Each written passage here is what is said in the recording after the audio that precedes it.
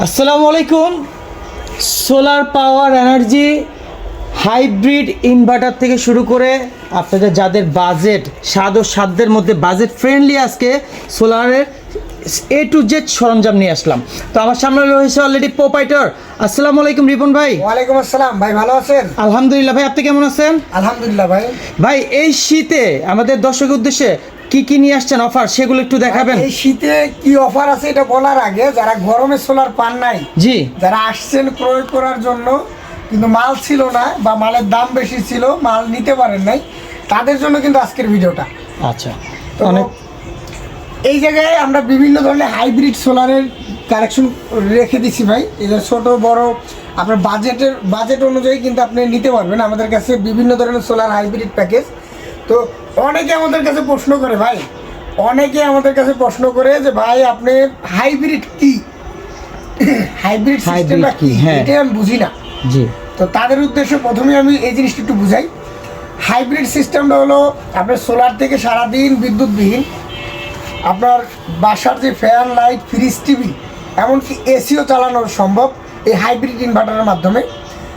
Hybrid সিস্টেমটা বিদ্যুতের স্পর্শই লাগবে না, কোনো বিদ্যুতের স্পর্শ, খালি সূর্যের আলোতেই চলবে। হাইব্রিড সিস্টেমটা ডুয়েল সিস্টেমে কাজ করে।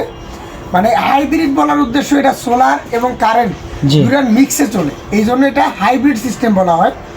তো হাইব্রিডের বৈশিষ্ট্যটা সারাদিন সোলার থেকে চলবে আপনার, যতক্ষণ সূর্যের আলো আছে আপনার সোলার থেকেই কিন্তু আপনার বাসার সব কিছু চালানো সম্ভব।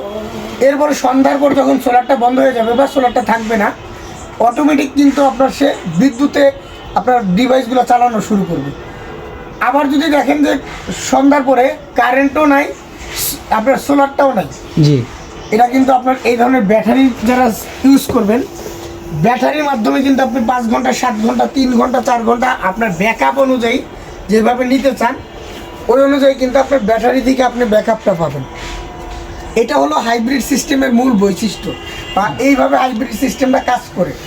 তো হাইব্রিড সিস্টেমে অনেকে চায় যে আমি বিদ্যুৎ ছাড়া, ব্যাটারি ছাড়া আমার বাসার ফ্যান, লাইট, ফ্রিজ, টিভি শুধু দিনের বেলায় চালাবো, এটা কিন্তু সম্ভব। তাছাড়া যারা স্কুল, মাদ্রাসা, মসজিদ, যে এই ক্ষেত্রেও কিন্তু আপনি ব্যাটারি ছাড়া আপনার মসজিদ, মাদ্রাসা, বাসাবাড়ির যে ইলেকট্রিক যে ডিভাইসগুলো আছে এগুলোও কিন্তু আপনি সারাদিন সোলারের মাধ্যমে চালাতে পারবেন। তবে যারা রাত্রে ব্যাকআপ চান, যে ভাই আমি রাত্রেও ব্যাকআপ চাই, আমার তো ফ্যামিলি বাসা, আমার তো আর স্কুল কলেজ না যে 5টা বাজে বন্ধ হয়ে যাবে, আমার তো আর অফিস আদালত না যে 5টা বাজে বন্ধ, যারা বাসাবাড়ির জন্য নিতে চান তাদের কিন্তু ব্যাটারিটা বেশি প্রয়োজন হয়।